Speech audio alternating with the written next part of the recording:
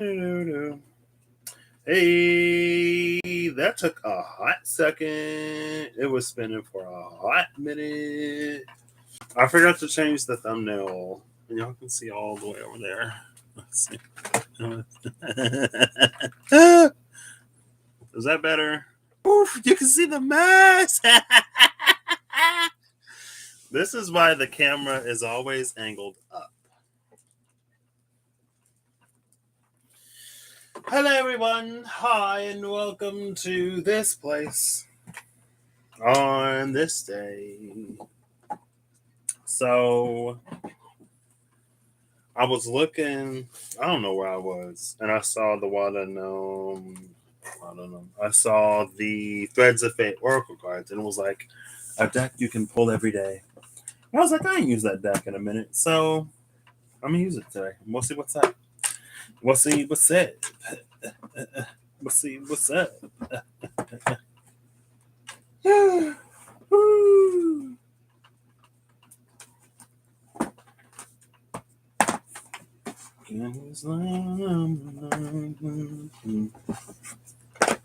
I kind of want to use the enchanted mat too, but I will not. I will refrain. And then I'll use the tarot as well. I totally could have pulled these out before I clicked go live, but that apparently did not happen. So we're just gonna go. I kind of want to use some decks I haven't used in a while, but I haven't really used these in a while either. So, oh, ow. Eve, hey, I'm doing all right. How are you? I'm doing pretty well. I'm noticing here lately. I've been noticing some changes within myself, and it's been interesting. It's been very interesting, I'll say. It's fine. I'll occupy my corner. One day, you will see more.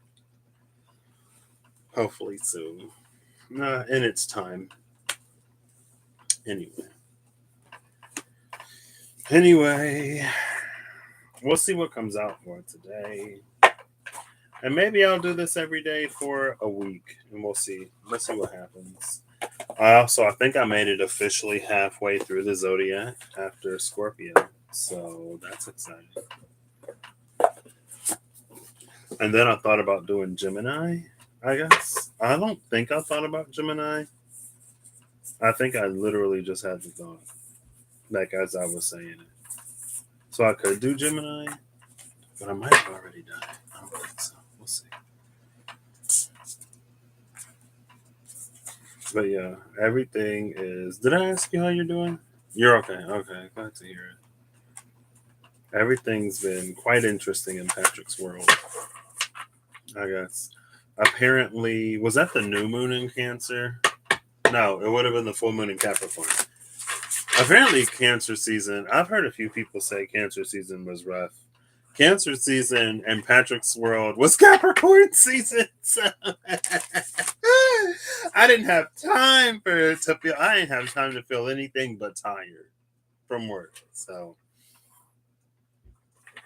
but also at the same time, Cancer season for me in the second part of my Saturn return. Hey Steph, how you doing? Yeah, that's what I've heard quite a few people say. But for me, the 23rd, I guess that was technically the first day of Leo season. I don't know. It was interesting. I feel like for me, I just noticed different things about myself that was pretty cool, I guess. I don't know. Like I said, I worked a lot. So. Oh, wait.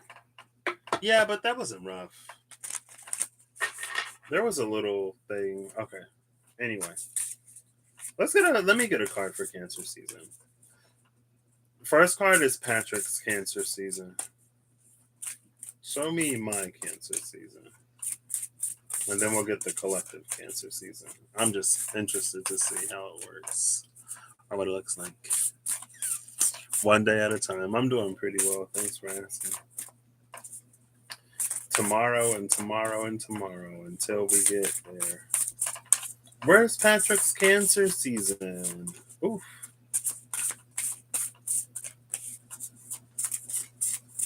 I don't know if I guess I didn't have a Cancer season. Like I said, mine was Capricorn season. But you're suspicious that your Cancer season. Okay, that's fair. Patrick's Cancer season was Ancestors with Death at the bottom of the deck and Power. Death Power of the Ancestors was Patrick's Cancer season.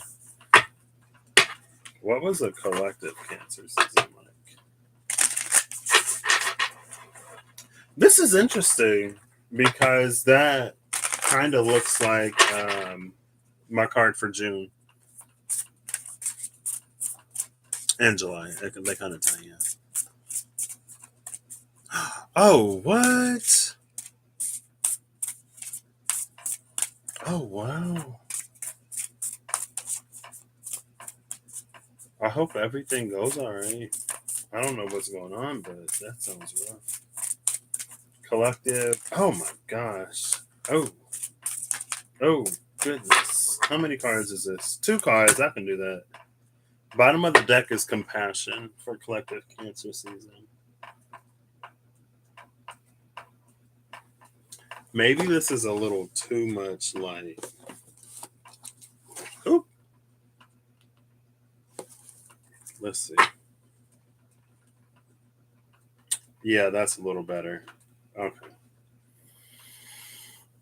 Compassion is the bottom. The cards that came out, it's love and higher perspective. Oh, well. The cards say that the collective got a higher perspective of love with compassion at the bottom of the deck. That was the collective Cancer season. Okay, cute. Let's clarify both of these.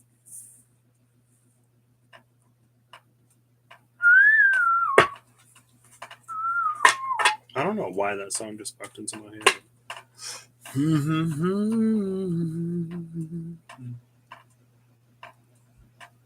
Oh. He has liver failure now. That is he in Florida?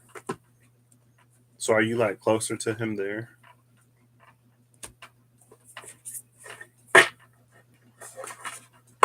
Let's clarify these, please. Clarify these, please. Patrick over here going through the old stuff, I guess. Everybody else is getting love and compassion and higher perspectives. I was doing training because we had to do training for, and some of the training I'm watching, it's like ethics and anti-bribery, whatever. I'm like, I work in the micro lab. Why do I need to do this? Ain't nobody bribing me. Oh, okay. Well, maybe you can. Oh, that's rough though. I was gonna say maybe you can be there for him. So wait, is it just his property, or is he like there or nearby, where you'd be able to like I don't know, spend some time with him or help do stuff? But sometimes it's rough. Like when my mom was in the like whenever my mom or pretty much anybody I know, whenever they're in the hospital, I don't like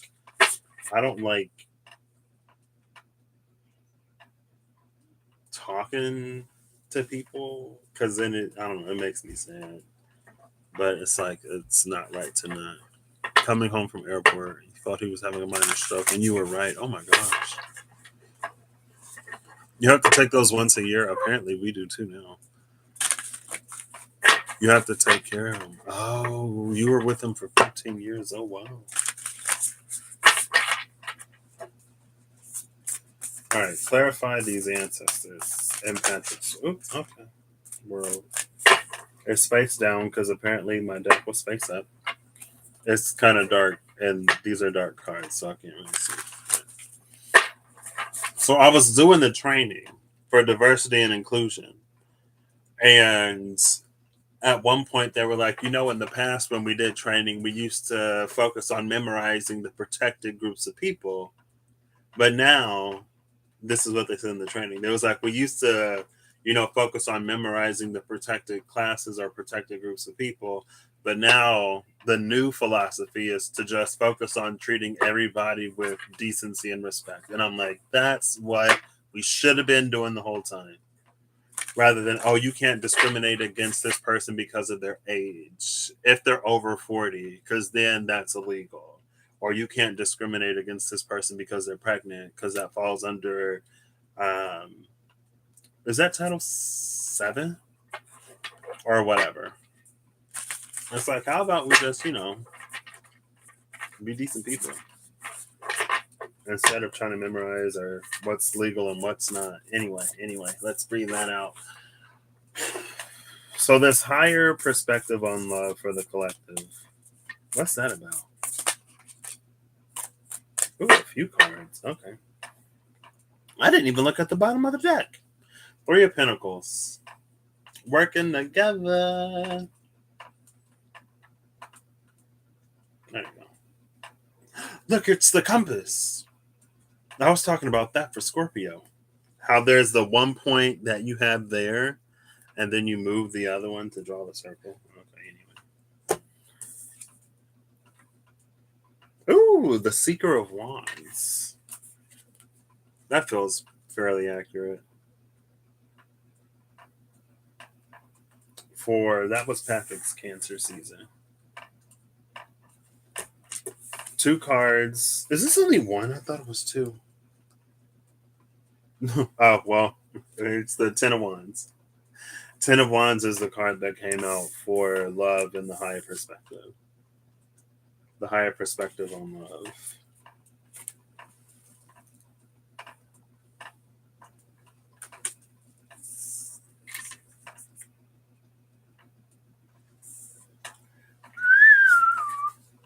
I don't know why that song is in my head.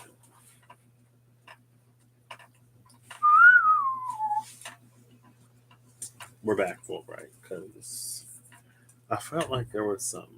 Oh well.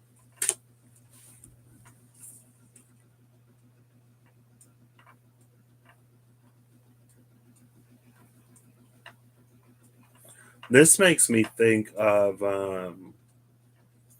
a lyric in a song, like a circle made of flames, no telling where it started burning. What is that? Somebody's full of hate. Hold up, wait, let me read it. That's Alcazar. This is the world we live in. Lyrics. Somebody's filled with hate. His faith is all about a certain. Too busy thinking about the pain to bother checking why it's hurting. And then, where is it? Okay. Like a circle made of flames, no telling where it started burning. For every fire you contain, a new one keeps the circle turning. That was the part. Because the ends of the wands are matched up to the flames, if you can tell. There you go. For every fire you contain, a new one keeps the circle turning. So come on, make it right tonight. You gotta get in the light. Doesn't matter who you are. See, and then we have the fire on the heart on fire. See, it's too bright again.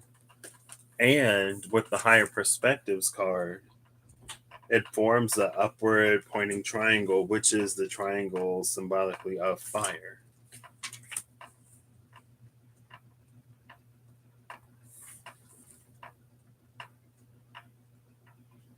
Ooh, that 10 of Wands. Not only is it like a 10 of Wands, but like the hands are tied too. So maybe Cancer season, it's like there was very little opportunity or there was less opportunity than usual collectively to get distance from certain things, because it feels like here's this circle of flame, and for every fire you contain, a new one keeps the circle burning, and like the hands are held in place right by the fire. It's like you can't pull your hands away, can't drop the potato. Anyway, I don't know. So come on, make it right tonight. See, look at this. 8 of Cups at the cut with that same triangle.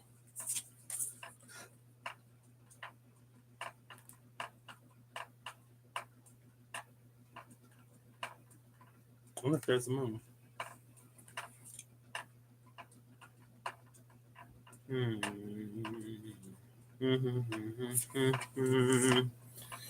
Okay, I don't know.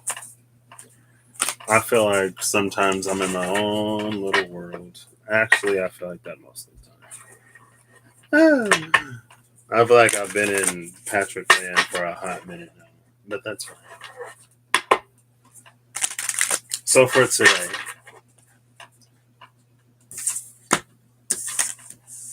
let's get these back out.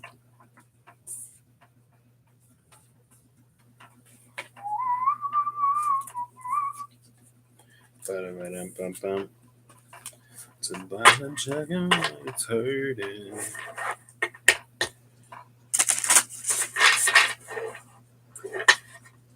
I haven't listened to Alcazar in a minute.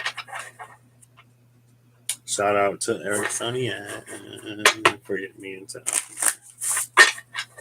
Okay, so for today, let's see. Where are we starting? Threads of Fate. Cast us an oracle card, please. Oh gosh. Okay, yeah. Not like 10 cards, please.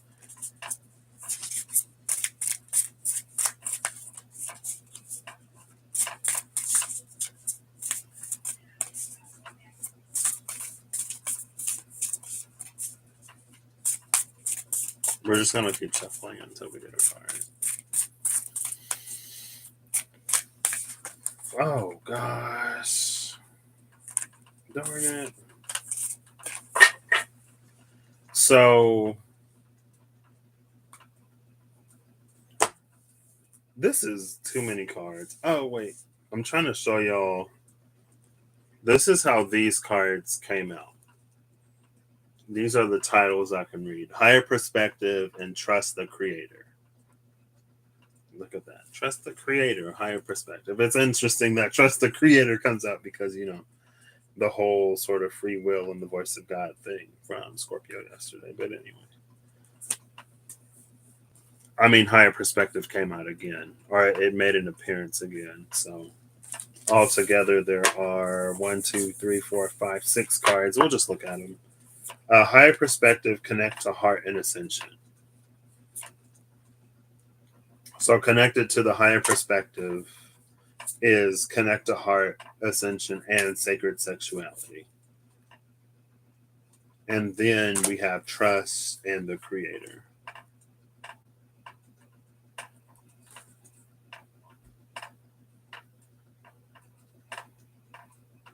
But it's almost very like faith is the substance of things hoped for, the evidence of things not seen. Because at first it was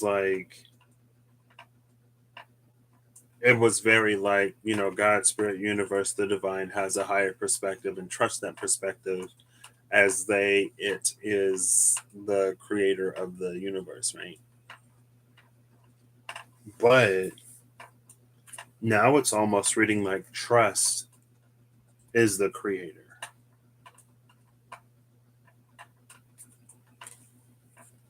And that's where it's a little bit more akin to like faith is the substance of things hoped for, the evidence of things not seen. Like faith creates, trust creates. But So it's almost like beliefs creating reality, but trust goes beyond just believing. There is a certain expectation, I guess, when it comes to trust, or a certain infallible or infallibleness.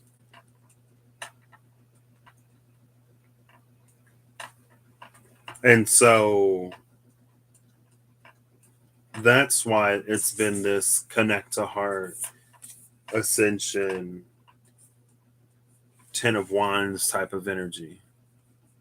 Because it feels like the point of Cancer season was to get us to trust in better things, or get us to trust in other things that would lead to us experiencing different creations. This sacred sexuality, it's making me think of that Eight of Cups, but without the eye.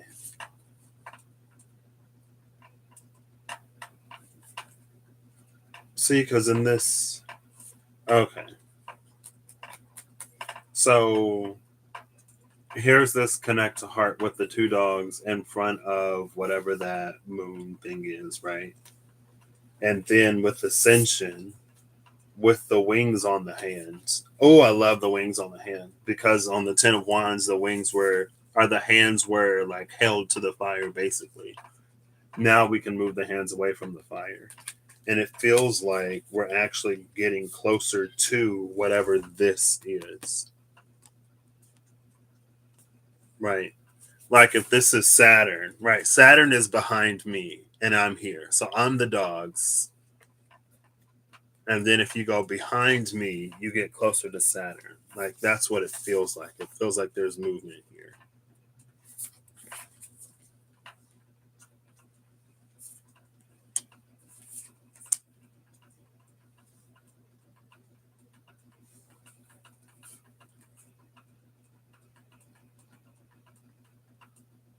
This is almost very when I did the fairies too. What did I do that for? I think that was yellow electric seed, right? That was for the Mayan yellow electric seed into the red self-existing moon. And it's making me think of that because it's almost like this is the all, this is the divine, this is the creator, right? We're getting closer to the creator in some way. And then this is the part, the piece, the fragment of the creator within us and how we're made in the image of the creator. This is the divine within us here. Because it feels like this would be like a piece of that. And that's how it's reading.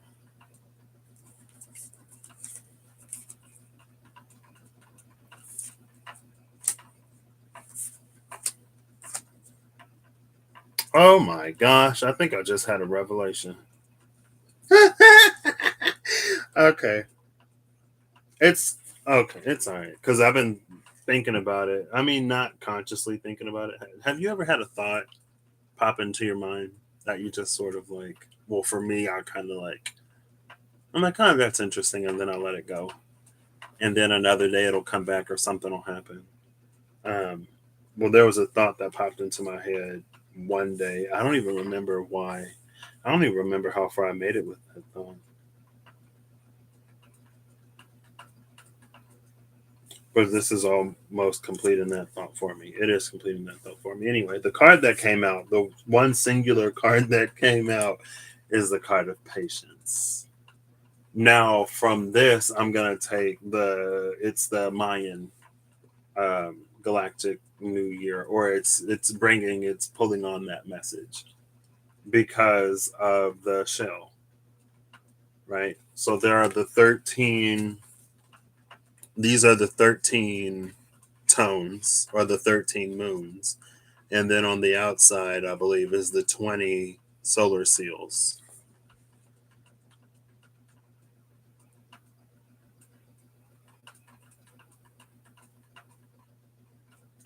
Yeah.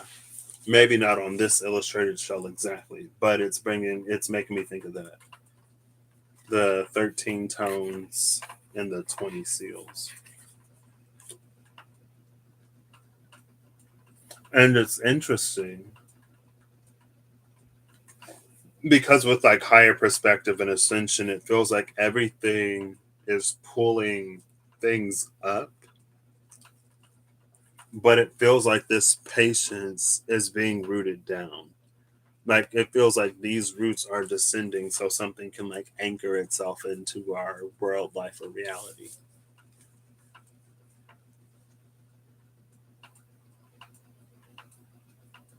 And I guess if we ascend and fly up as it's coming down, then we'll sort of like meet it quicker, or we'll meet it at a higher level than if like we stay here and then it continues to descend and descend and descend and then it meets us there. You know what I mean?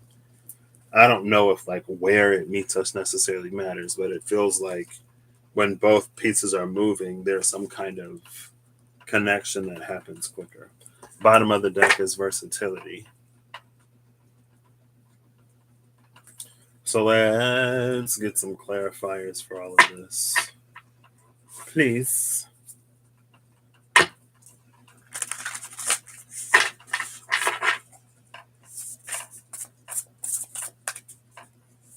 Is this the thing for today? Yeah, sure. It's more cards than I wanted, but that's fine.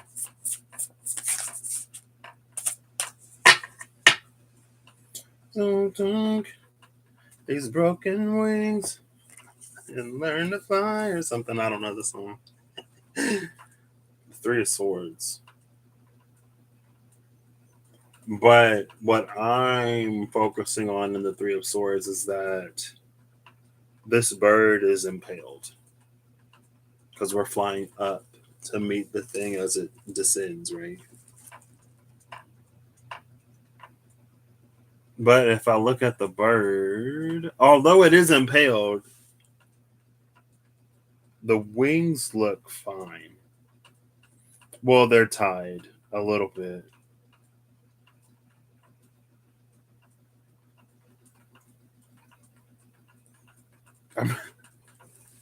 I mean, I feel like this is tricky because I would say, well, the wings are like lightly.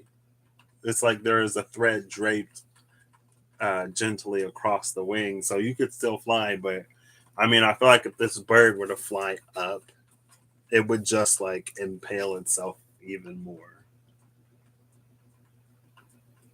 So something has to be taken care of before we can truly, where we can have like an unlimited ascent, or we can ascend quicker or easier, where it's not as painful. And it's two swords pointed down, pinning the bird in. The ace of swords pointed upwards. So it's like if it were to fly, then this sword would come out. But these two swords keep it, and like the hilts are barbed. These two swords keep it from ascending, but that two of swords, it feels like it's a decision making process. Yeah, I know, right? It is. I was like, oh, the wings are still fine. It's like, oh yeah, no, okay, all right. Well, the bottom of the deck is the Seeker of Coins, and we've actually seen this card before.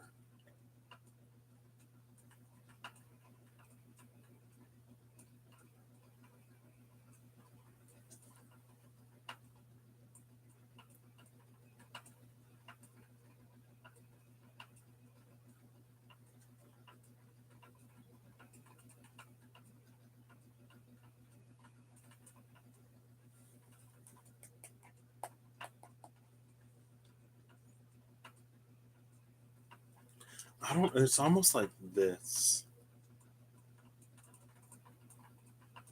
It feels like in here is a keyhole that cannot be seen, like it's not illustrated. Um, but that feels like this again. But it feels like um,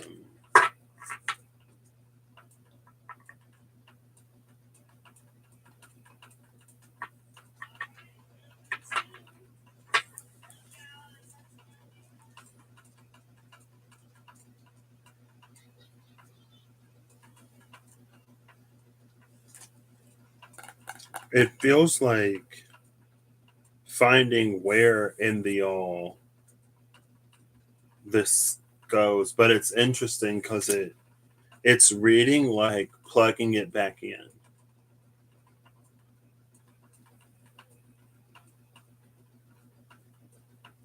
which is interesting.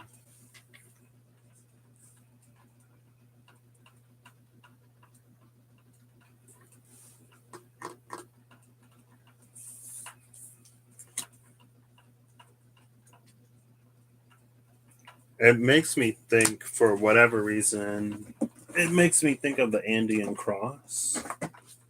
So I'm actually gonna pull before and after. I almost kept this deck out because I had to get out the mystical shaman to get to the oracle deck. Let's look. Oh, well, there you go.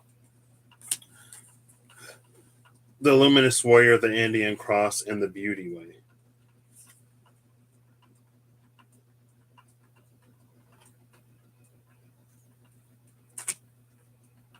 With the arrow behind that. So again, it feels like this beauty way, the beauty way feels similar.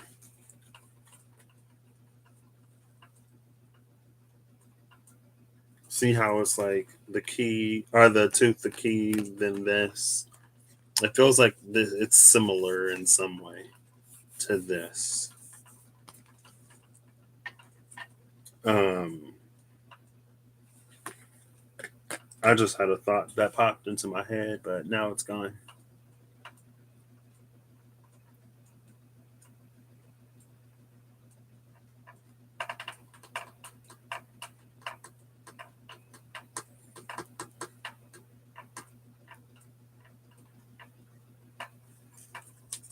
This is interesting.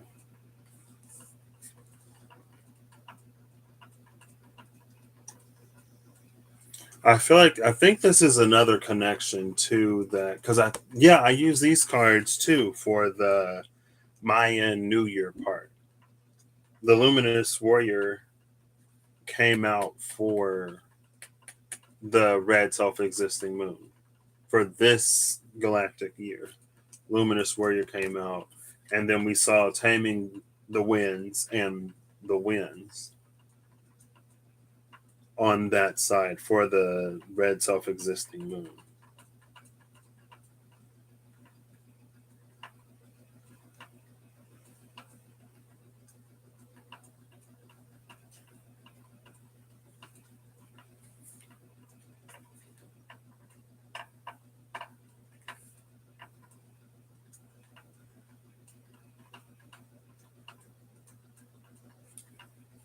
This almost reads like a seal,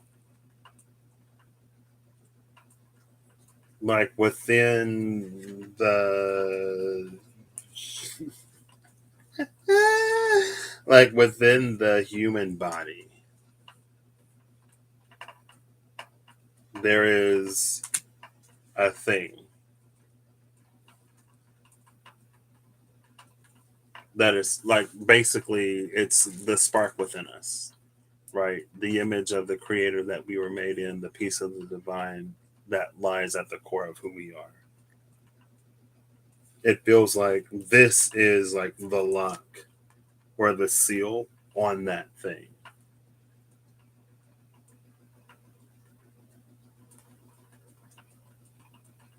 And I would say like, oh, where's the key? But we already see the key right there.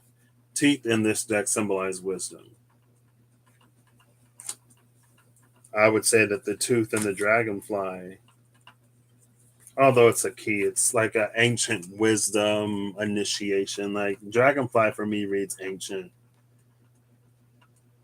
wisdom and initiations with the tooth and the key. And under the seeker of coins is the moon.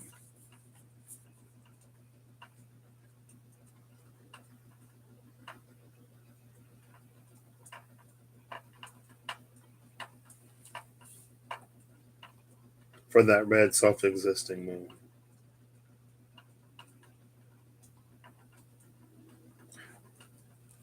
It's almost like, oh yeah, okay. Sorry, because I was gonna be. I feel like it's almost like we have to go into our own personal hell, but like a Norse hell. And I was like, what? But then I was like, well, that makes sense because of the initiations into the underworld, and like it's about who we are when we reemerge, when we return, because there's a piece of us that's down there. And when we reemerge more complete. That's when Anana became Anana Ishtar. She became Ishtar, right? It's when I don't know. It's like you go down, you reemerge better. All right. And I say that because it feels like in this moon card, this reminds me of the ice of hell. It can also be what Niflheim. I think that's icy, but it feels like this moon is melting the ice. So there's something that's like thawing.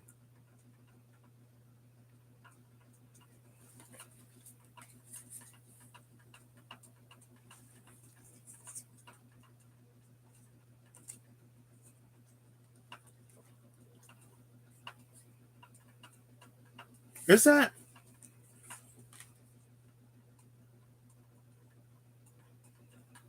And maybe that's because the Andean cross is like on. Like this is the Andean cross when it's sealed. It feels like this, like when it's unsealed or when the seal begins to lift or open, it lets out this light that melts this ice. Now I gotta grab my runes. I gotta look before and after East. I could also look before and after Vindhorn because the Three of Wands is here in a Vindhorn configuration, but one card at a time.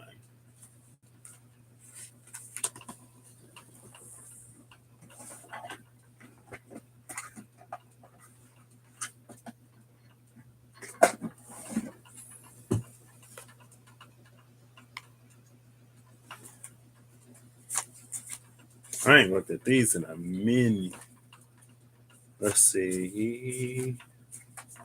I'm looking for East. Looking for East.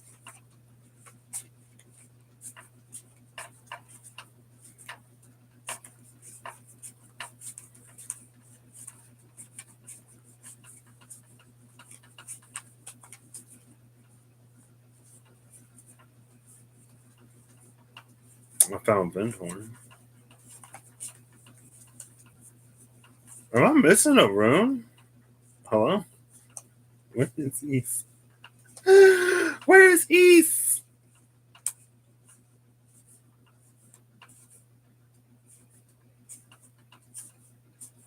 Where is East? Oh my gosh. Look at I had to get through all of these. Only had this many left. I found it though. Okay.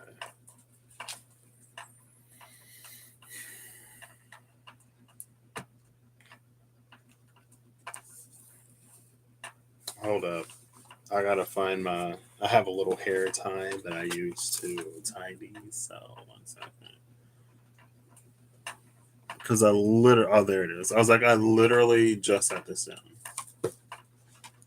I've also. Yeah, it's fine. Okay. Anyway, welcome back. Yeah, it's been. And it wasn't much because, like I said, I was working a lot. But I guess that ancestors that it holds. Yeah. Okay. Anyway, Cancer season was interesting, but so we have Jifu or Git, I think, and Hod around East. 7, 11, and 27. See, we get the 7, and then 11 is a 2, and then we get the 2 and the 7. It's an unseen gift.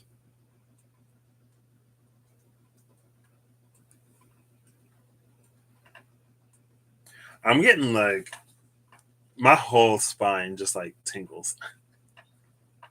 It's the unseen gift. Oh. Oh. When the Creator created us and made us in its image, it gave us a gift to create within the creation. But as we go through life and as we experience things in life,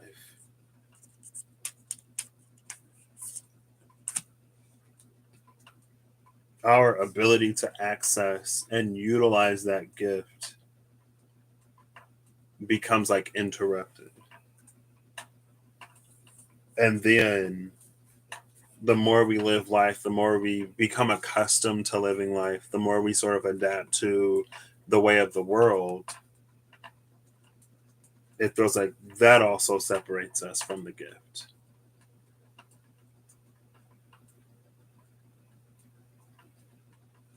And so it feels like it freezes over.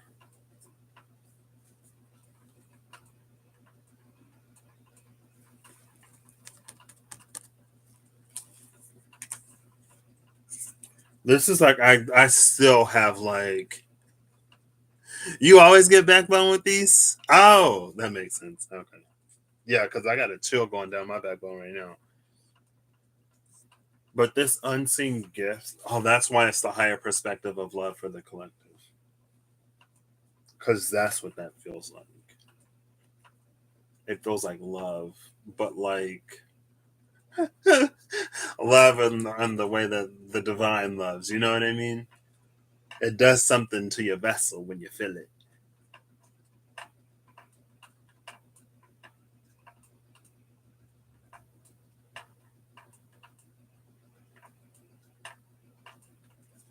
But it's unseen. So now I'm gonna pull before. Oh my gosh! Look at this.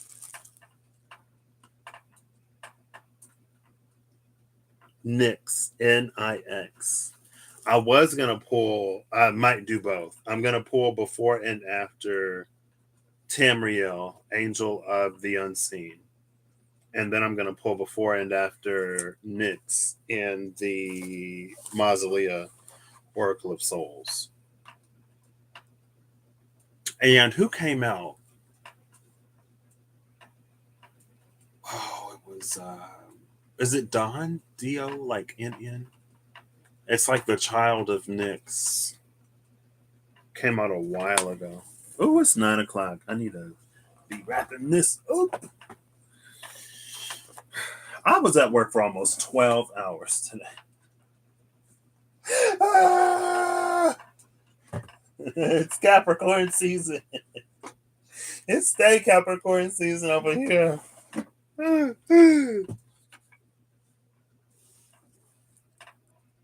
This is a nice gift in the summer. It is. Very nice. I'm glad to have central air that works again because that time when it did not work was not fun.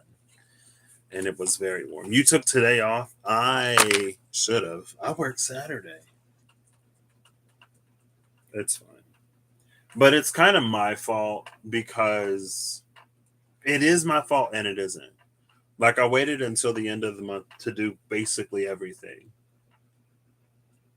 And now everything that I did, it's due. So I was like doing everything. And I'm like, I really need to stagger it out, but I did everything at once because I didn't have time to do it any other time. So definitely gonna have to take bite-sized pieces moving forward. Cause like if I can focus on like doing one thing all day, that's fine. But I have to do everything, so can't do that. Anyway, Tamriel, Angel of the Unseen.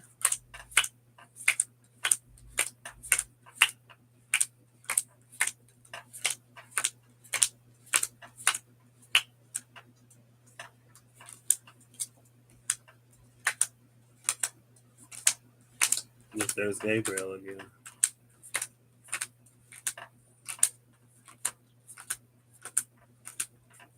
Where's Tamriel? How come every time I go looking for a card, it's like in the last 3 cards? Oh my gosh, are you missing? Okay.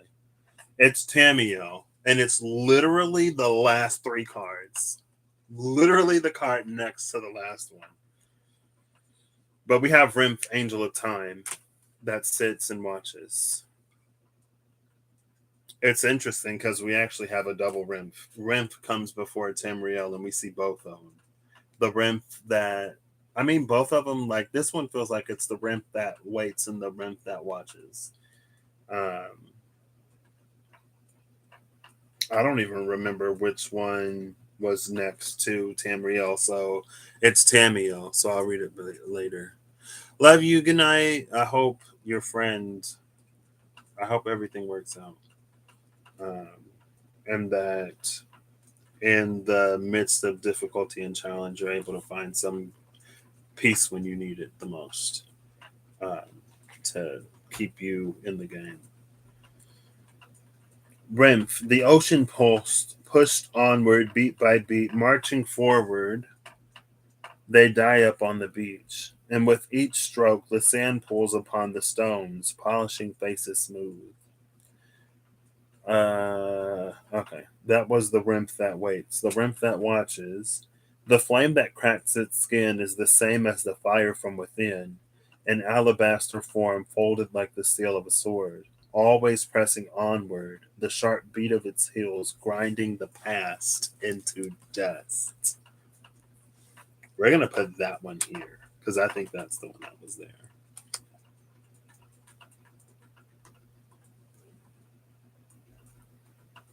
See that? The flame that cracks its skin is the same as the fire from within.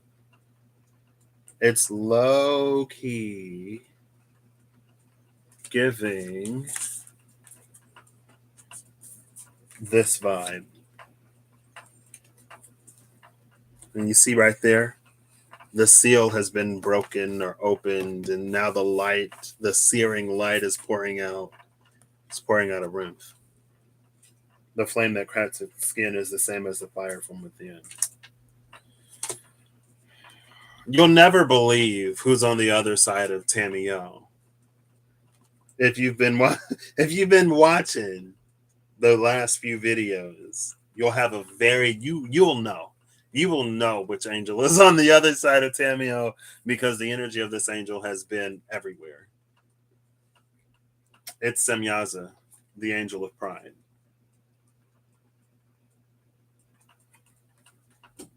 And again, see, in the moon card, it's like you only need that much light to start to melt and start to thaw this. And look at the moon in Semyaza. I mean, it's like a different orientation, right? But it's that same. See, I told you that's the seal has been opened. As the angels, and it's the Semyaza that, it's the exact one. As the angel sang, a single speck of something passed through the light and cast a tiny shadow down on the earth. Beneath the stars, that shadow looked back at the heavens and saw himself for the first time. He gave himself his own name and turned his back on the existence he'd been granted by the universe. One by one, Semyaza called out for his brethren, and they bowed to meet him. He was the giver of names, Lord and King. There was to be none before him and none after. And see that line where it says he turned his back on the existence he'd been granted by the universe? It makes me think of that always pressing forward, the sharp beat of its heels grinding the past into dust. There's something that we come into. And as we come into that, we leave this behind.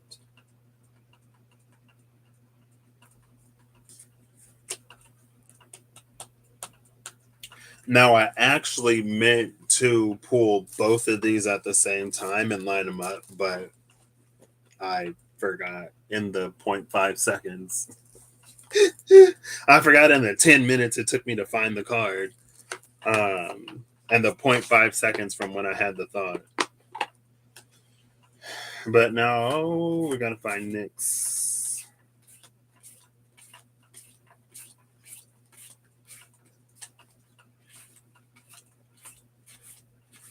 Oh gosh. I'm gonna lose my cards.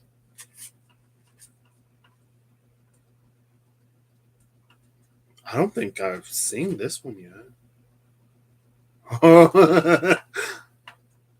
Okay, this one this one of these is new, one of these is not new. Oh look. There's Don the Red Shepherd.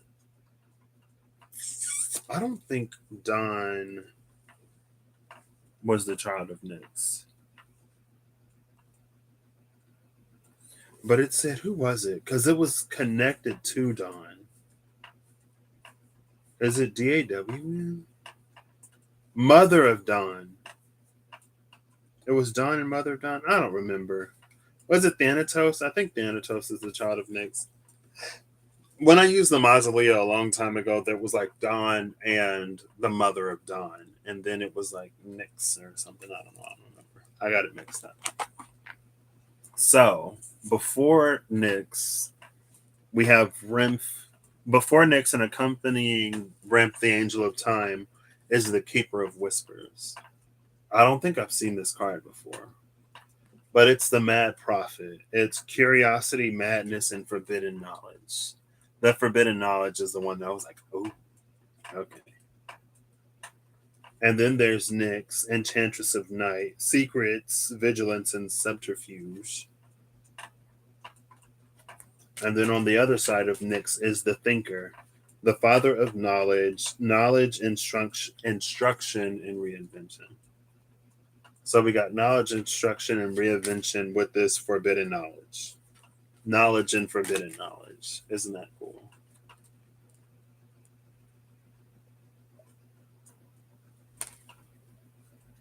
What is he doing with that water?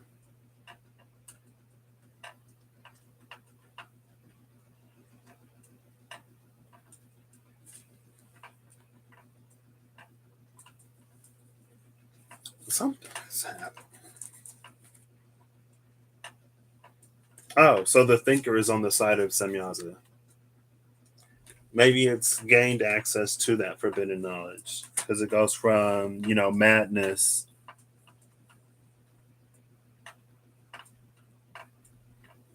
So there's something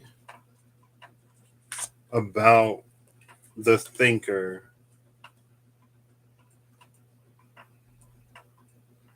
because it almost feels like for a lot of people as they approach whatever this knowledge is, it's like a rabbit hole. It starts with curiosity and then it turns into full-on madness because the knowledge is encrypted. That it's because of the Andean cross. It's because of the seal. Without the seal released, it feels like there's like a built-in labyrinthy maze-like energy that it just wreaks havoc on the mind. But with that seal sort of released, and the releasing of that seal, it feels like there's an alignment that happens, like body, mind, spirit, and it's gate 8. I guess it's fine. I'm pretty sure Ram, yeah, she released gate 8. She did gate 8 after when she did gate 8 when the time came. And I was like, thank you, because the energy of gate 8 would pop up every now and then. But there's something about when all of the bodies, the mind, the heart, the energetic, ether, astral, whatever, blah, blah, blah, fill in the blank, when they're all in alignment, it's it's like it puts in a combination. Like a padlock, question mark, not the one with the key. But it's like it puts it in, it clicks, puts it in, clicks, and it's like click, click, click, alignment, alignment, alignment, and then boom. There's like a straight shot right to the thing because it's unlocked. But when it's locked, it's like as the information makes all those like twists and turns because the path isn't straight when it's unlocked. It I don't know, it makes it easy to get lost in it. But the thinker is the one who can make sense of it. That's what it's reading like. So let's read all these cards, shall we? Because reading is what? Fundamental. In the great tradition of Paris is burning, the library is open, honey. Library, stay open over here. I get red, you get red, we all get red. Okay, kind of. Um,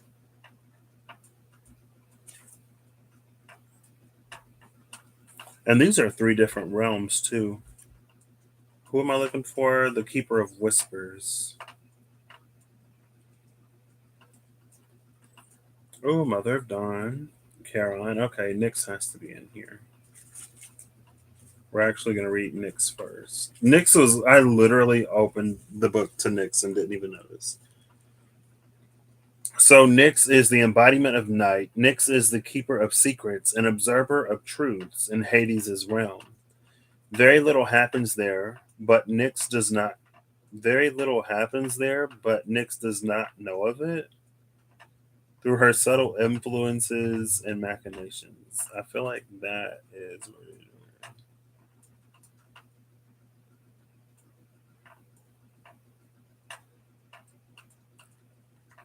Very little happens there, but Nyx does not know of it through her subtle influences and machinations. Though she may seem at times to work counter to the interests of her lord, she is fully loyal and occasionally, no, she is fully loyal, occasionally encouraging malfeasance to reveal an effective. Hold up. I can't even read this. It's like, my eye is like, I'm getting confused just trying to read it. Okay. The embodiment of night. Nyx is the keeper of secrets and observer of truths in Hades' realm. Very little happens there, but Nyx does not know of it through her subtle influences and machinations. Though she may seem at times to work counter to the interests of her lord, she is fully loyal, occasionally encouraging malfeasance and to reveal and effectively counter it. Nyx shows us that the harmonious and well cared for places are maintained through constant vigilance, sometimes secret means, and that things that may seem malicious may in fact be to your benefit. Oh, that messed my head up just trying to read it. See, this Nyx feels like it's devil energy. When I did the Spirit Keepers Tarot, the Revelations edition and the Vitruvian edition. On the Revelations edition, there was something that was done. The Ten of Wands was there, I believe. But it's like because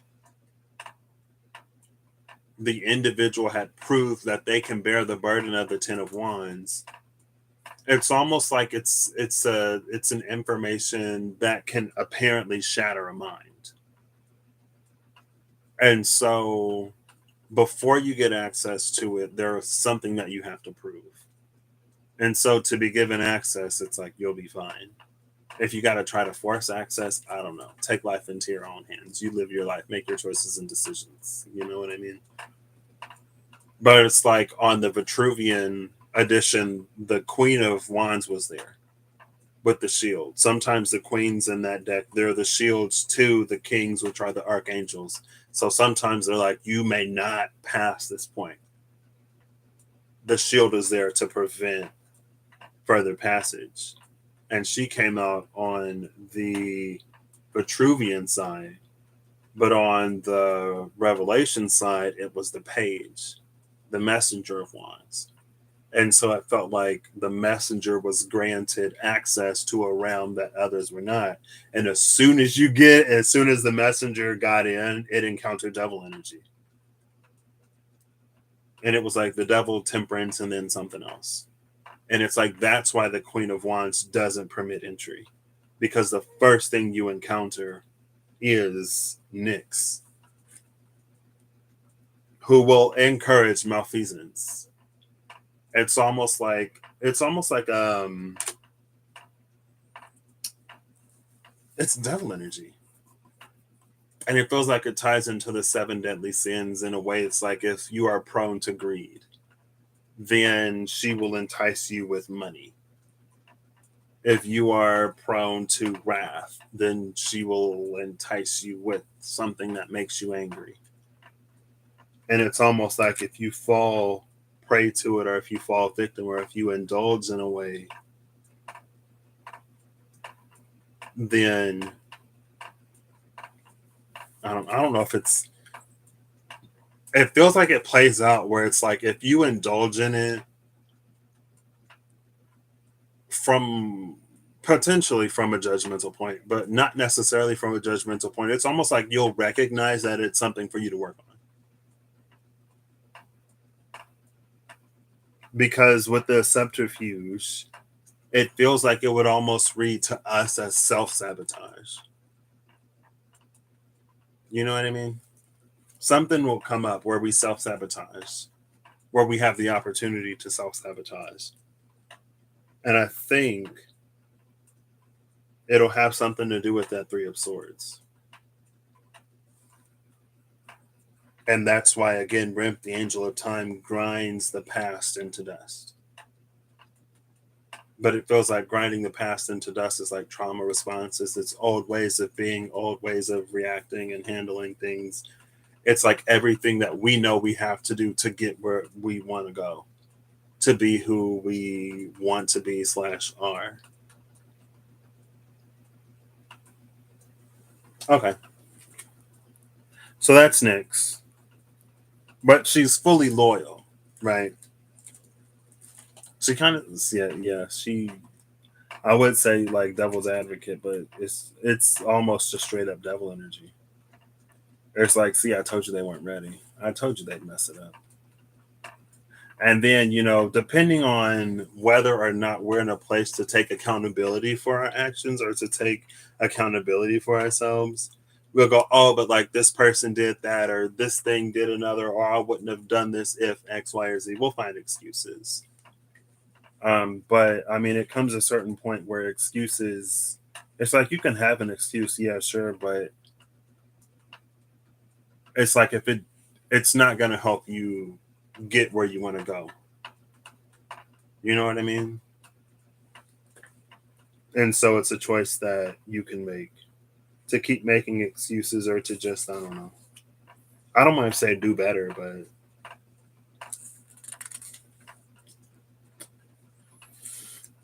okay. I'm trying to find this whisper. Oh, snap. The Keeper of Whispers. Oh, look at, so Nyx is the last card in the realm of Hades. The Keeper of Whispers is the last card in the Kingdom of Soul, the realm of Soul. Like Irkala, the realm of Soul is concerned with bright and dark dualities, where Irkala focuses on the emotional experience. However, Soul centers the extremes of human sin and holiness.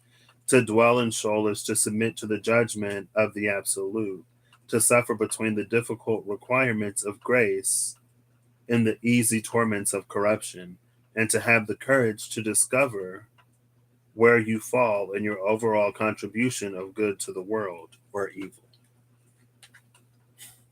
So yeah, Nyx is definitely like your nature, your processes. It ain't nobody else because it could be anybody. It could be anything. Anyway. So the madman known as the Kingdom of Whispers, the madman known as the Keeper of Whispers dwells in a hollow below the Valley of Saints.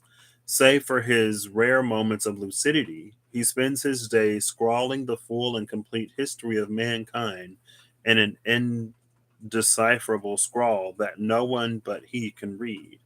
and which he cannot explain, even if anyone were willing to listen to his ravings.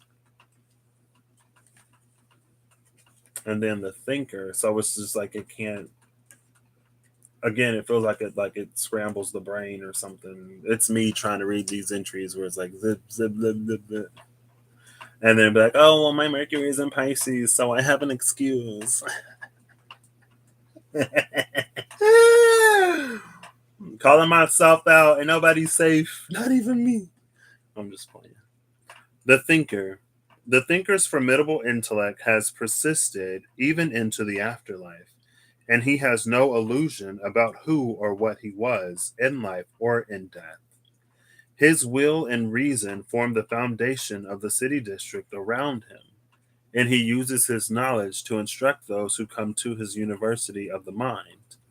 The thinker teaches us that there is no state in which and from which we cannot learn, and that often the best way to improve is to teach and exchange knowledge with others. Okay.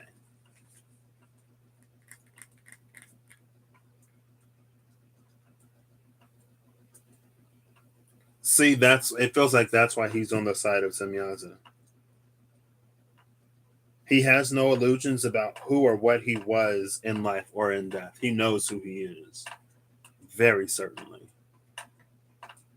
And not only does he know who he is, he knows the truth of who he is because there is no illusion. There's no self illusion that he casts on himself to make himself feel better about himself or whatever. So, like, none of those, like, trauma response type of, whatevers.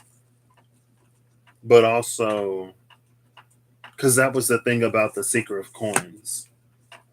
The thing about the Seeker of Coins is, like, it's the way that we become accustomed. It's like in our minds, it's how the world works and it's our place in the world. So the Three of Swords is more about our personal experiences in terms of like emotions and like mental, emotional. But this, it feels, it's more like experiences and interactions. And both of these things can separate us from, limit our access to the gift of the divine that lies within us. But Semyaza knows who he is. Semyaza looked back up at the heavens and was like, oh, so that single speck of something that fell to the earth was Semyaza.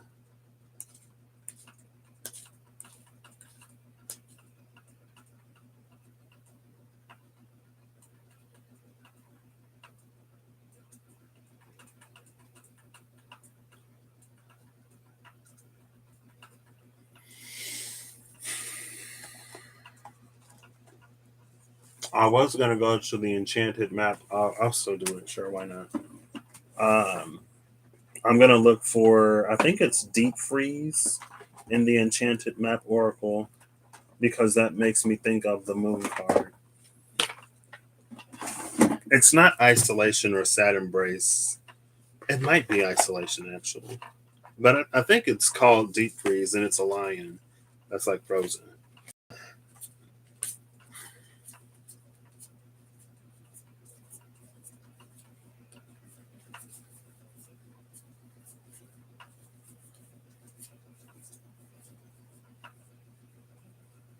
I kind of meant to get it earlier, but yeah, here it is. Stormfields. Ooh. Am I going to read these two? I might. I'm telling y'all, this Leo season is interesting. So 53. I feel like we saw 53 recently. Well, listening. 53 listening. Here we go. Hey, it's still upright. 26 deep freeze. And 25 metamorphosis. So listening and metamorphosis are coming out around deep freeze.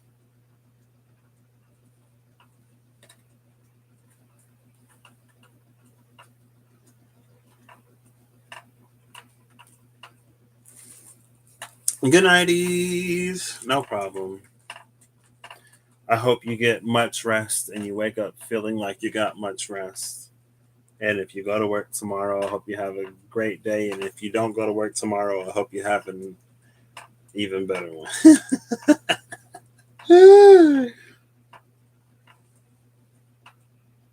I think I might do a short day tomorrow and just like do the absolute essentials. Because, anyway,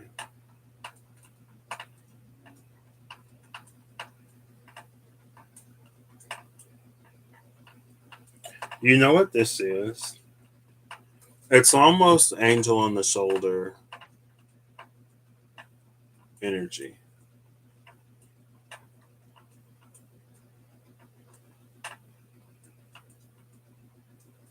I don't know. Because it feels like when the seal is locked or when the seal is intact, it feels like there's a voice that comes through like the cracks. And if we listen to that voice and if we follow its direction, we'll end up in a place of metamorphosis where it unlocks. Like it's not going to steer or guide us wrong.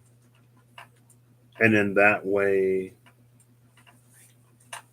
it feels like at least an aspect of intuition. Or maybe it's the higher self, or it's the voice. It's the voice of the divine that reaches us. I don't know if it's necessarily guides.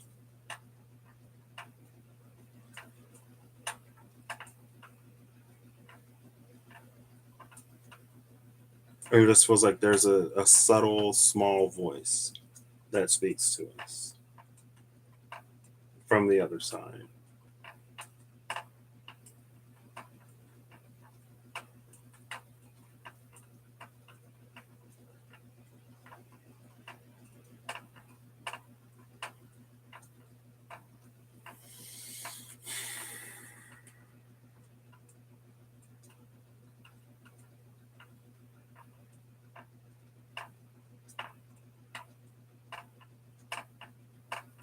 I'm actually going to clarify this using my tiny line strider tarot. I left this out because I had a feeling I would need to clarify something. I just need a few more cards on this listening and metamorphosis.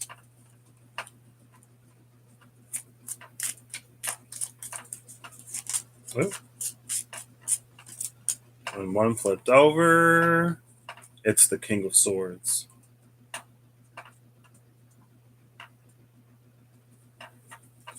Bottom of the deck is the Chariot. Love that this thing focuses. Love the autofocus.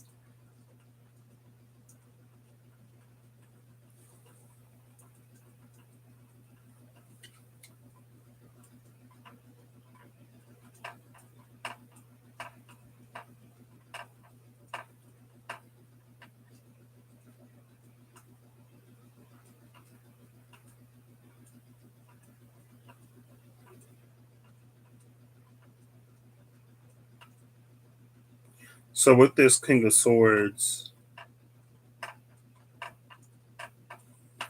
so it's reading like there's a where the Andean cross is. It's reading like a closed door, but it's like ajar. And so there's a light from the other side that spills out. And that light is like right on his ear. And again, it's about listening. But it's not much.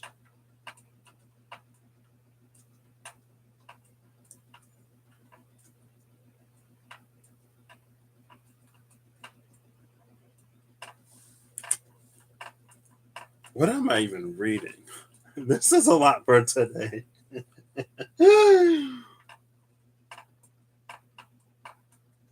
versatility. It's coming out with a question of like, are you willing to change? Or are you willing to listen? Are you willing to not know? Who is this? The Page of Wands was left in the box. Is that a draggy? Is that a draggy?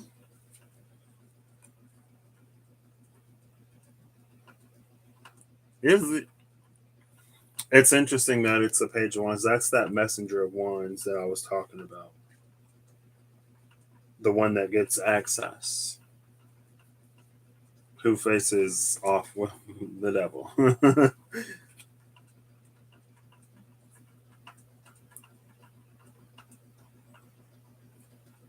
And I don't even think, again, because Nyx is here,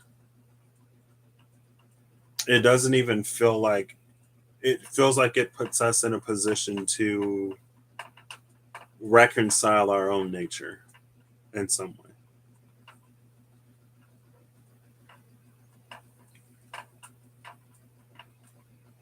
And it makes me think of,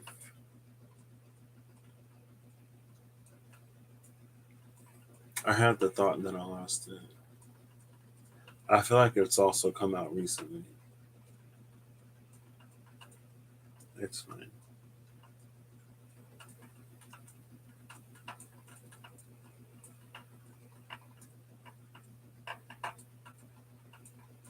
Oh, look at this.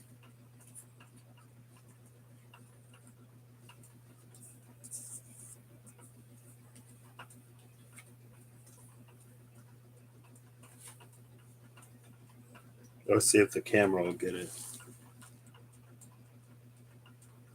See that? The two dogs, the two horses.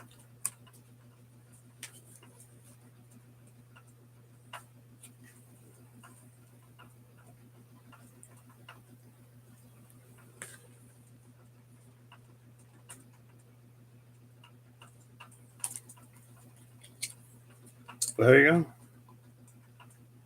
The rest is for you.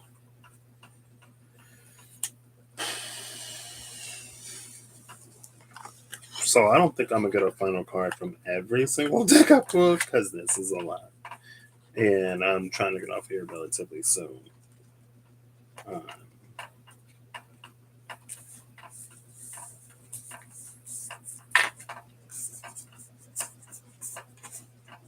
this is interesting, but there are things that keep us from the truth of the gift.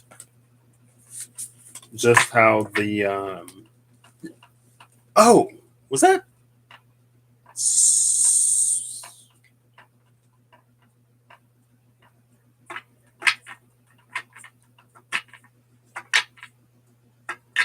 not Scorpio?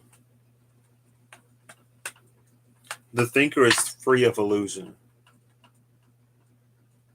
including self illusion.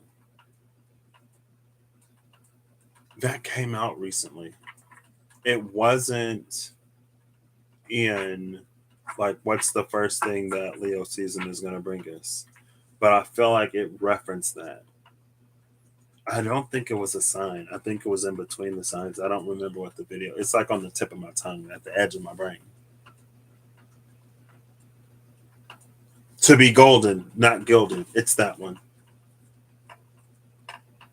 It feels like the keeper of whispers is gilded.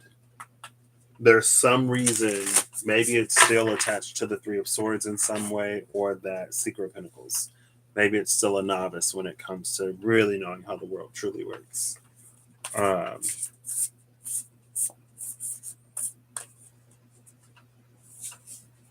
it was in that one. Because when we're golden, it's like we don't have to compensate for anything, or we're not compensating for anything. We're not covering anything up. We're not over exaggerating. We are. And we can be bravely and boldly and confidently. We can be proud of who we are. Semyaza is literally on the table now, but there's no false pretense with Semyaza. Semyaza is who he says he is. Like Beyonce said, I'm that girl. It's not the diamonds. It ain't the man. It ain't nobody. Nothing. I'm just that girl. You know what I mean? Anyway. Ooh, well, look who's at the bottom of the deck. It's that Two of Swords.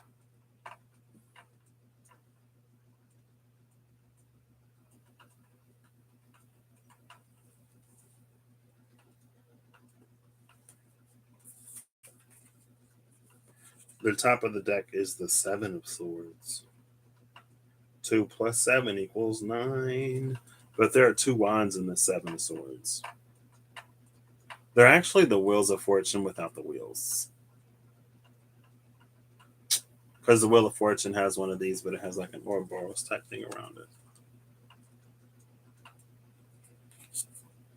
So it's interesting that the Seven of Swords is like caught between two Wheels of Fortune going in opposite directions. And then on the Two of Swords, we have like two crescent moons that are sort of like, again, going in opposite directions or mirrors of each other or whatever.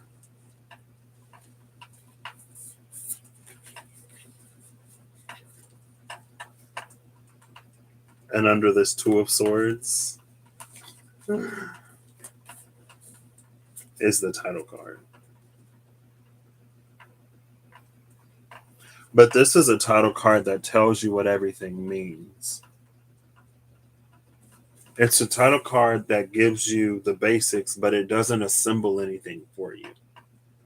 The assembly you still have to do by yourself.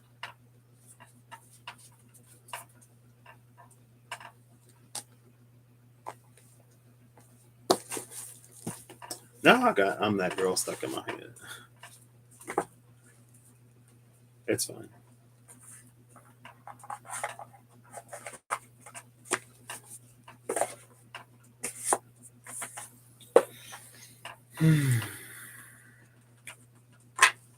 I will get one last enchanted map oracle card now.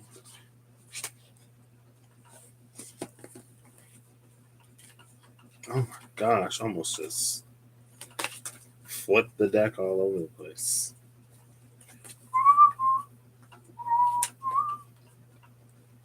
To be golden and not gilded. I don't know what's happening. There's some energies that are coming out where I'm just like, it's like I get it. Like in the process of reading it, I'm like, okay, this makes sense. And it's like I get the metaphors and I understand the metaphors. Sometimes it's not for me. But I'm like, what does this mean in real life? Like, what does it mean to be golden in real life? You know what I mean? Like, what does that look like? How does the golden individual interact with the world? How does the golden individual appear to the world? It's like in theory, it's like yes, but in practice, it's like wait. But we did just have that North Node in Gemini. North Node in Gemini is to be in real life, whereas South Node in Sagittarius is the one that sits back and ponders and thinks and theorizes and it does all of the whatever, but not necessarily any of the being. And I guess high towers in isolation don't necessarily count because it's South Node in Sagittarius and it wasn't the North Node. North Node was in Gemini. In real life, in your community, as you appear and show up in the world and as you interact with it, that's where the North Node was. Now it's in Taurus. Next it'll be in Aries. So, all right, enchanted map oracle. Ooh, who this? Follow the leader. Number 40. This makes me think of a reading that Reem did. I was walking in the cemetery when she did it. Because it's the one where she said she saw the sigil on the tree. and was talking about trees. And it's like the trees a nightmare before Christmas were portals. Because like there's a clock on the tree. Something is about to open up. And it's like we're being led and guided to it now. I don't it's almost like I don't even know if it's necessarily open right now.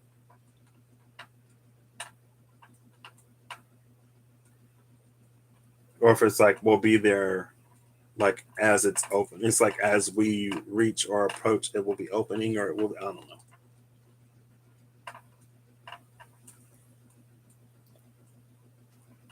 That's where the fairies and the birds and the ducks and the geese and the beavers are going.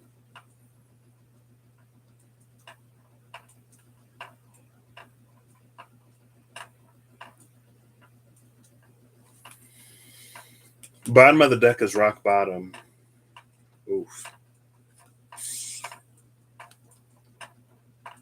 So this is almost the Keeper of Whispers, where it's something that's shut off, it's closed off.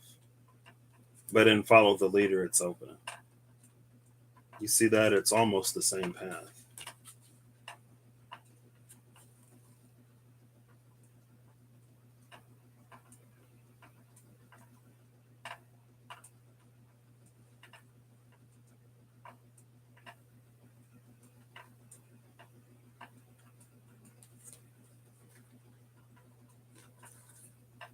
Goblins are behind behind Rock Bottom.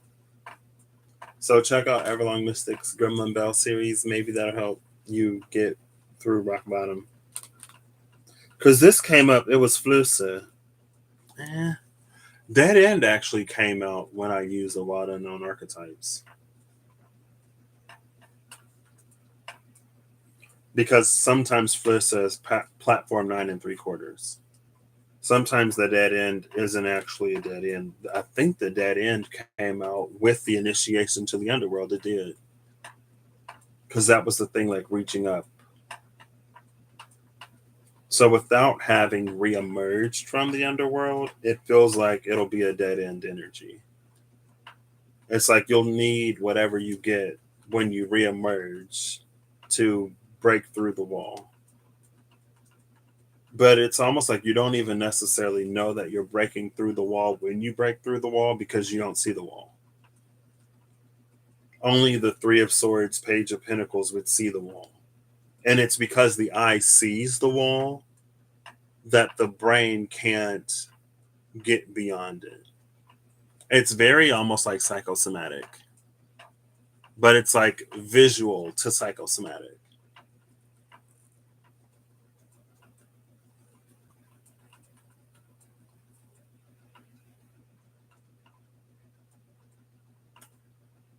And so it feels like, traditional, stereotypical Neptune energy.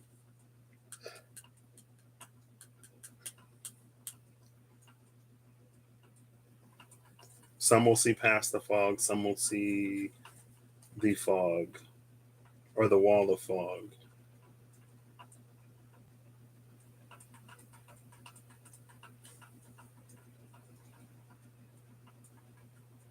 Interesting. Very, very interesting. See, that's why like all the Dark Knights and stuff like it's worth not just going through it, growing through. They're worth growing through. Because then you end up in places like this. See, this is where it's like this is you doing things, going places where if you think about where you were a day, a week, a month, a year, 2 years, 5 years, a decade, a century ago, you end up in the place where it's like, I would have never have been able to navigate past this before.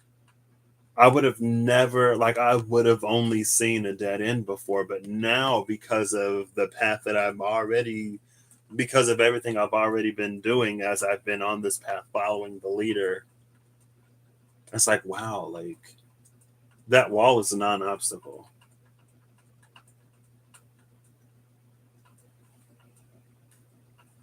It's an obstacle illusion. Rock bottom is an obstacle illusion. Get it? It's like an optical illusion that becomes an obstacle because of the illusion. It's an optical illusion.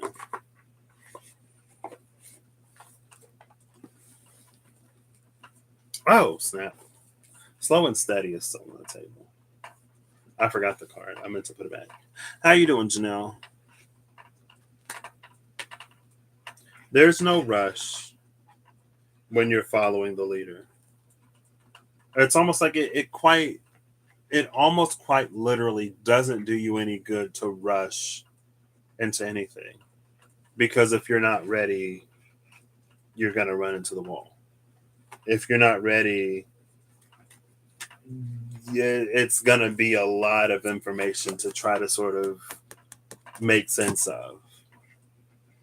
And everything happens like in our own time, right? Everything happens in its own time and in our own time. But it's not always a time that we control in the way that we are used to controlling time. But we do control it by means of like where we are, right? It's like if you don't procrastinate, you get to do whatever. Procrastinate, then you got to do that thing. So don't be like Patrick, basically.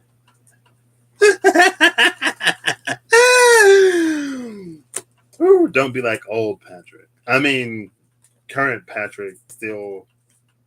Current Patrick procrastinates under the guise of prioritizing. Like I said, it's been a rough Capricorn season over here. It's been a real rough Capricorn season. But I'm grateful. I'm grateful for every second of it.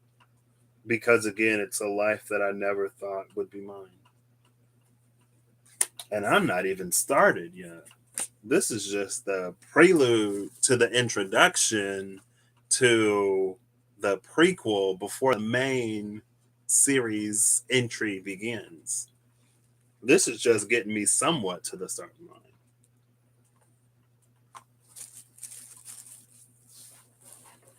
But believe you me, I had plenty of moments when I was on here crying or just like, woo, or doing whatever. Been there, done that. Not interested in going back. You can keep this t shirt. I don't want it.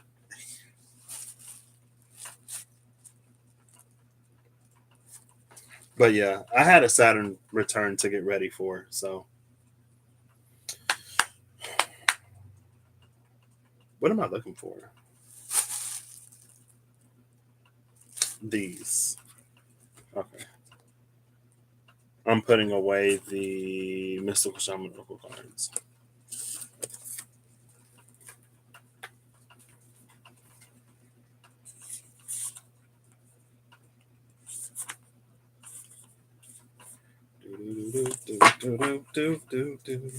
I have been feeling extra grateful here recently. I'm like, wow.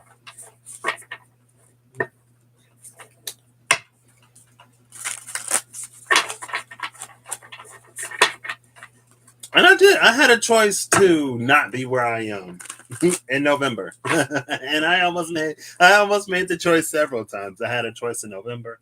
I had a choice in October. I had a choice literally every single day until like what March 18th, I think. I'm just like, you know what? I could quit. I could give up. I ain't got to do this. Oh, I'm scared. Oh, I don't know if I'll be able to do it. I should run away. And it was like, no, that was the old way of doing things. I don't want to run from life anymore. I lived a significant portion of my life, the upper majority of my life, until I get more years under my belt, running away, scared, literally petrified, literally not making any choices or decisions, literally triggered by happiness. Being happy triggered my depression. It was a miserable existence that is behind me. And it was chosen. I chose it intentionally, consciously and intentionally chose to be miserable because that's where I was in life. That was quick.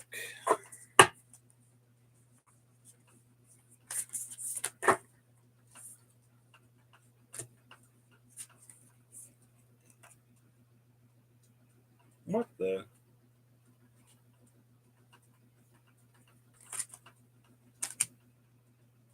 Okay.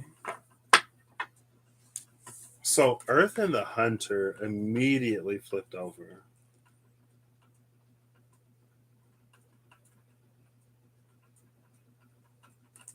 Bottom of the deck is the Wild Woman. Sometimes I don't know with this deck. And I'm just like, what? The Earth Hunter? The Hunter of Earth? Maybe it's like one of those using every parts of the animal type of things.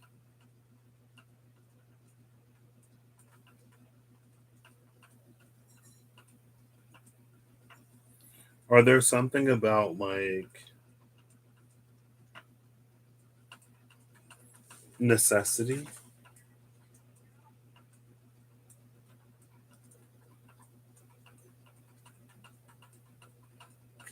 I'm not sure. The Earth and the Hunter. I'm sorry, that ain't Pachamama.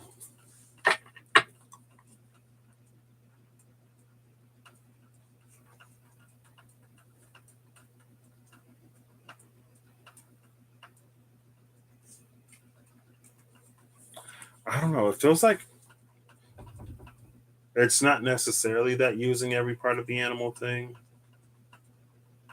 because it's not Pachamama. It's Earth. It feels like Earth doesn't speak to the Hunter, or the Hunter doesn't think to listen to the Earth. The Hunter is only concerned with satisfying and satiating their own needs, wants, and desires. The Hunter has little concern for others. Now, if it was a Pachamama in the Hunter, then that would be the conscientious one, right? This is like the Hunter that hunts for sport. And ain't nothing wrong with hunting for sport. I just wouldn't personally do it, but I wouldn't hunt if I had the choice to not hunt because I'm not a hunter. So, you know what I mean? It's already not my thing. So,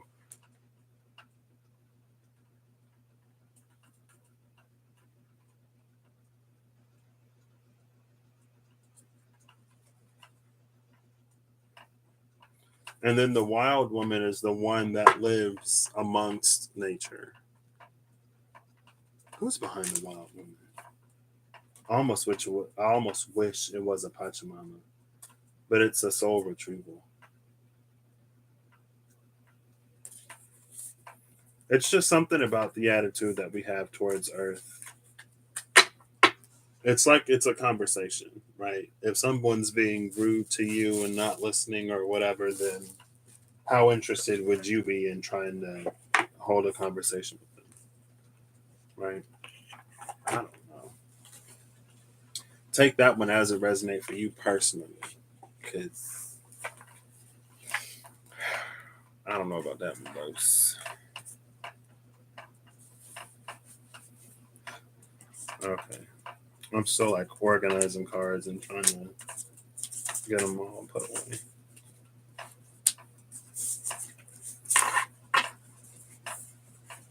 My brain is just on the radio today. I don't even know that song, but the line like da da da da da da da da da. This is my life. Don't don't. It's your life. Do what you want to do.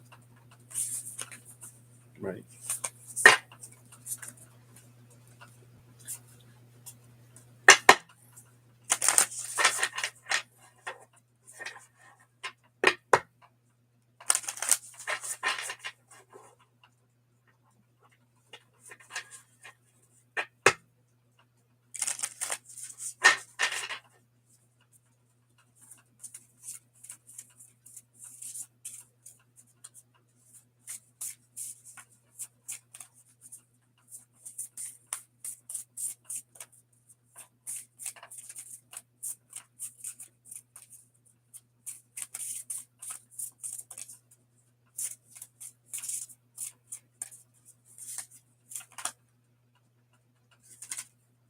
Ooh, that card almost fell on the table.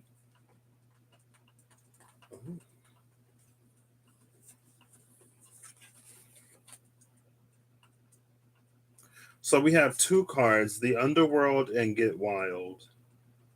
But what's interesting is in the Underworld, we have the upper part of the thing shiny, and Get Wild, it's the lower part. You see that?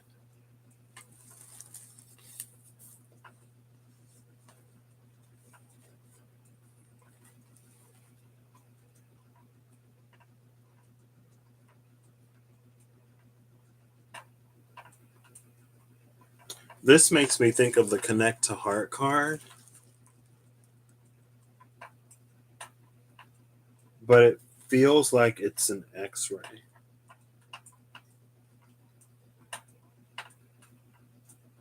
Hmm.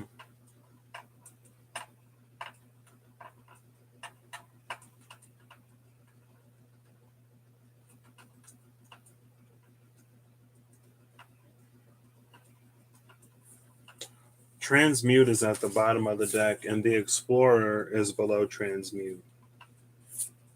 So what I'm seeing is two halves made whole in Transmute.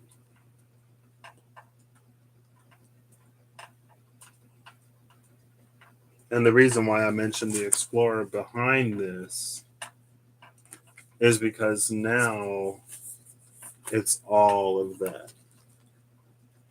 Like there's something that Transmute puts together, or there's something that Transmute reassembles, or something that it completes between Underworld and Get Wild.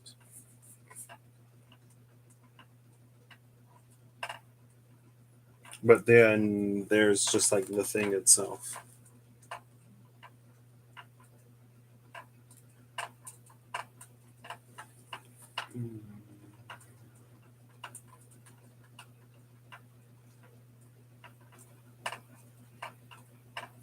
Giving me Scarab Beetle vibes.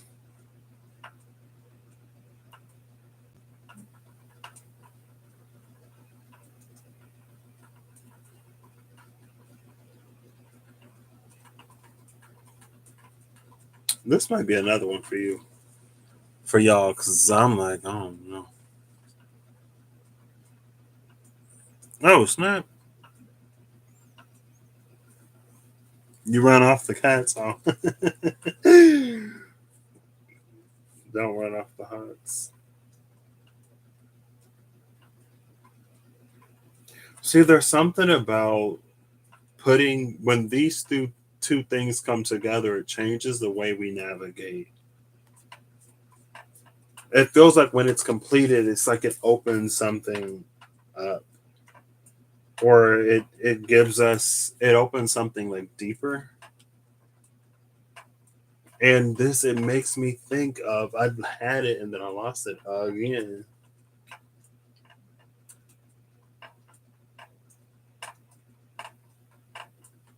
Oh, it was in, oh, so it had to be the unicorn one. I think it was the unicorn video.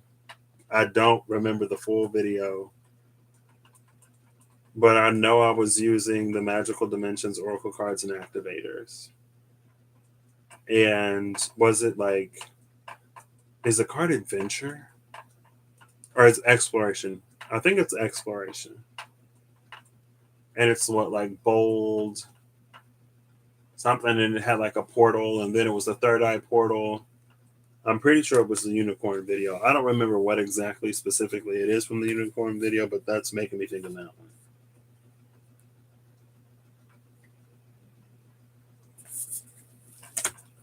This is perplexing, though. I don't get it, but you might. The Underworld and Get Wild.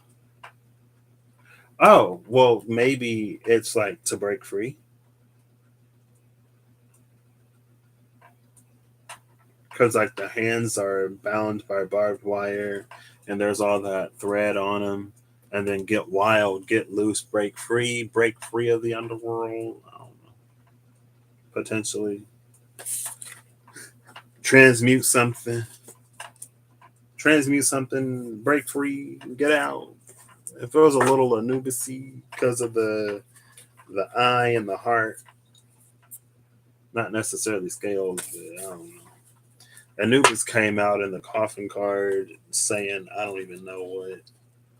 I was like, okay, Anubis is here. Don't know what Anubis is doing. And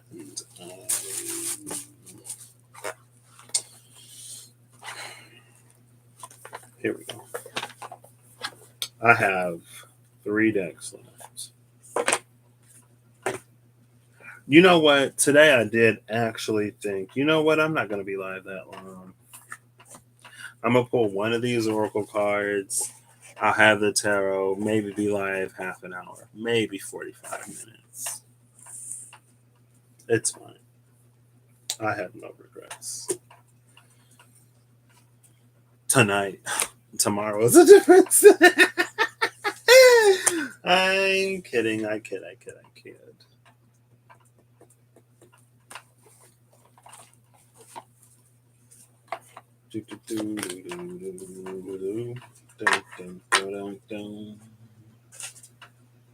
I got 17 hours of pure white screen today, so white screen ain't gonna quit.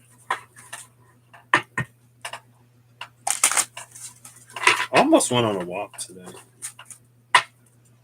I haven't walked in a minute because I walk so much at work.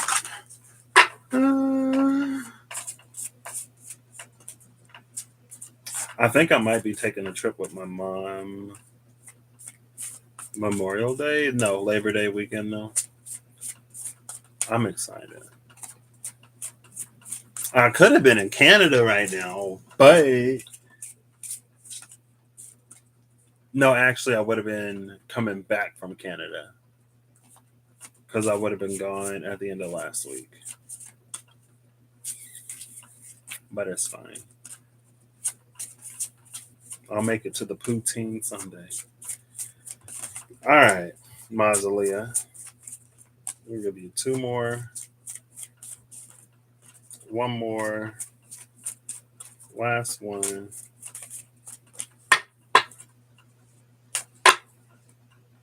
Hades. Bottom of the deck.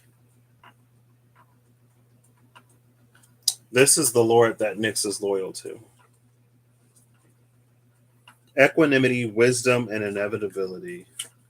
Top of the deck is the Traveler, keeper of the crossroads, restlessness, independence, and appraisal.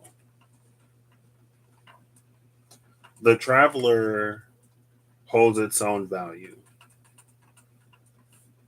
So whenever it trades, whenever it barters, it trades and barters according to what it views something to have. Oh. The reason why I say oh is because Hades is the associated with wealth because of all the precious gems, ores, and minerals that are below the surface. Below the surface is his domain, so like he gets diamonds and stuff like that. That's his, rubies and emeralds and sapphires and all that stuff. It's in within his domain. So it almost feels like Hades is coming in with an incompromisable worth. I don't know if incompromisable is the word that I want to say, but it's like the Traveler determines, sets, and dictates what everything is worth to the Traveler. But Hades comes in at a fixed value. The Traveler can make Hades worth more, maybe, but the Traveler cannot make Hades worth any less than what Hades is worth. Doesn't matter what the Traveler's criteria or rubric is. It cannot cheapen the value of Hades. So that's interesting. Ba-dum, bum, ba-dum, bum. That song is still in my head. It's fine.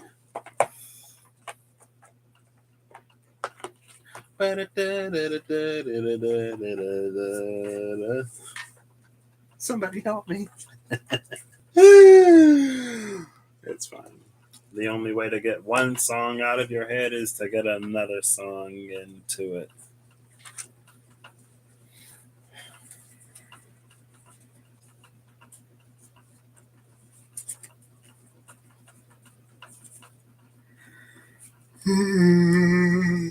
Excuse me.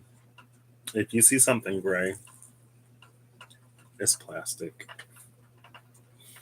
I know. I rip the little things off of bags and I chew on them. It's a habit I've had since I was a kid. And just like kids, I put a lot of things in my mouth that probably shouldn't have been in there. Sorry. It's fine. Ooh, I saw this when I was looking through. Oh, I actually saw both of these cards when I was looking for East.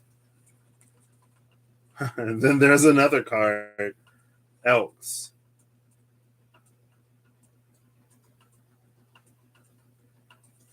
Um,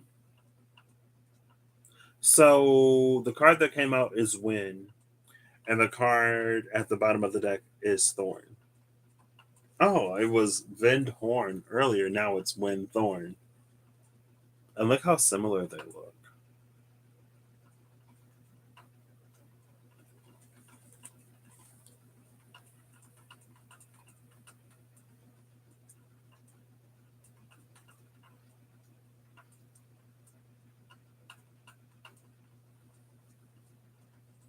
Win Thorn, Bliss, Comfort, Thorn, Portal, and Giant.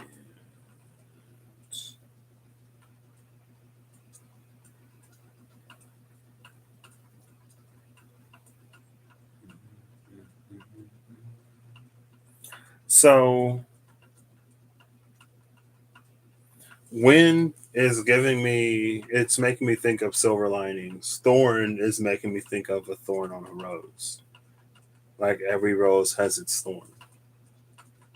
So they're similar energies, but told from different perspectives, I guess. Every dark cloud has a silver lining, is in essence the same as every rose has its thorns. But in the silver lining, we're focusing on the silver lining, and in the thorn, the focus is on the thorn. It's not on the rose, it's not on the aromatic sweetness or the beauty of the rose, it's on the thorn that'll get you. But when it comes to the dark cloud, it's about the silver lining. So there is some element of perspective here. But we could see that even from the cards themselves. It's like if you look at Thorn from a certain, it's like if you get under Thorn and you look up, it could look exactly like Win, because you wouldn't see this beyond it, right? Or above it. So in that, it just reads as like whenever we encounter a situation, when it's like we never know. Things could work out a number of ways. It feels like there are wins that we might fear to be thorns, and there are thorns that we might fantasize or think or are wins. We don't necessarily know until we go through the experience. But Elk's protection is behind Thorn.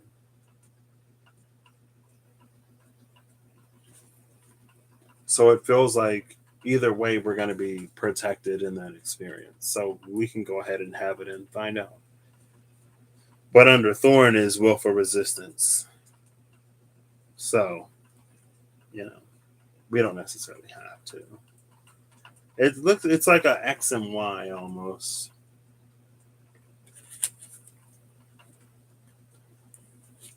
Okay. So we don't know if we're getting a thorn or a silver lining. But it feels like I don't know. It's almost like that's the point. Like the point is to not know. But it also feels like there's some perspective magic in there somewhere.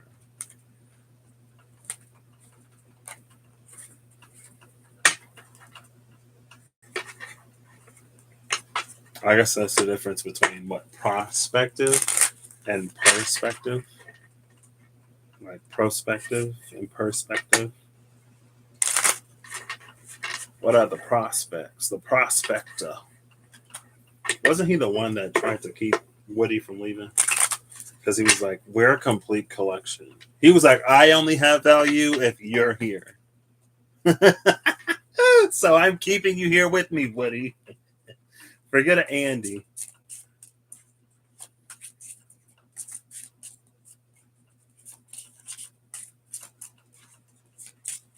Okay. Is this Armoros? Oof. Oof. Armoros, the angel of undoing. Armoros removed the monument that bound their will to men. After seeing Barachio fall, they no longer wanted to take the risk. After this disarmament, the Watchers imposed a curfew restricting anyone other than their brethren and offspring from moving freely after dark. The punishment for violating this law was so severe that few attempted it. Even as their grip on control tightened, their insecurity grew. Armoros's win. See, because this is according to the Angelarium Year 2, this is the story. Satario, I think, and Barachio. The Angel of Lightning and the Angel of Illusions, question mark. See, when it was Satario, they thought Satario did it to himself. And they was like, oh, like what? That's weird. And nobody knew. They thought it was a play, right? But after Barachio, they was like, okay, one is a coincidence, two is something, something is up. There was a systematic approach by mankind to take down and usurp the power of the angels. And after a few of them fell, they was like, okay, yeah, no, we're not doing this. And then Armoros cleaved those worlds apart, was like, nope, we ain't doing this. Well, he put in a curfew. And then that's when they turned on Azazel, because they was like, you're the one that taught them how to use weapons. And now they're turning those very weapons on us. See, but people do it to each other. We do it to each other. Have you ever like helped somebody and then like, I don't know, they turn around and stab you in the back? I don't think I've necessarily been in that position, but I know it's a thing that happens to some people. Because it's a self-centeredness. See, that's why this is why Earth doesn't speak to the hunter. This is why. Because there's a lack of conscientiousness. There's a lack of concern for the well-being of anyone but self. And in that case, scenario, and situation, when one is only concerned with furthering their own means, ends, and goals, they're willing to do anything to anybody.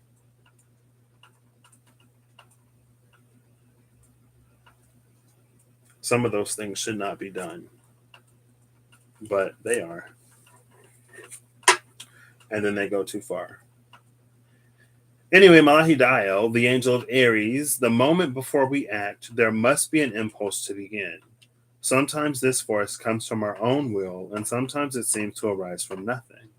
From the abyss, Malahidael emerges, bringing with it the strength to enact change. We are close to this angel whenever we take action. It is the power to be present in the moment and the wisdom to prepare for the future. There is always danger in its presence, but more hardship without it. That's just like, you don't know. So when we don't know what we don't know, we got to take the risk sometimes. This is playing on those last cards. Yeah, it was, I think it was 2 years ago now, or was it last year? No, it was last year. It was last year now. When I went to stay with my buddy, and it was like one of the few decks I took, and it was like in a series of readings, it was like, oh, snap. Okay. Well, mankind really did, See, but that's that greed thing, You know. There's an agenda. A not great agenda. It's an agenda that benefits or profits the few or the singular and puts everyone and everything else at disadvantage. in a better case scenario, at a disadvantage. In a worst case scenario, um, again, it does what shouldn't be done to anyone. Anyway, I feel like I should have not left it on that note, but it is what it is. I hope you all have an amazing whatever whenever you see this. I hope you're acting in alignment to like all that you wish to experience your reality. And I hope that whatever you got to do to really get you where you want to be, I hope you find the courage, strength, and bravery to do it, number one. And I hope you find the insight, intuition, or discernment to discover it, number two. Because, sometimes we're very willing, but we don't necessarily know. So, anyway, thank you for all the folks who stopped by, who stopped in. This was something. Sometimes I'm like, something is happening, something big is going on. And if we look at the world, it's like, okay, yeah, like that's understandable. But let me not cling to everything that I knew, or let me not cling to my inability to comprehend or understand so hard that I prevent myself from seeing, witnessing, or experiencing firsthand. But I'm kind of bad with expectation in general. I'm not good at forming expectations when it comes to things that I've never experienced before. Because I'm like, what would I have to base anything off of? I've never done this before. You know what I mean? Anyway, I'll catch y'all the next time I catch you. Bye.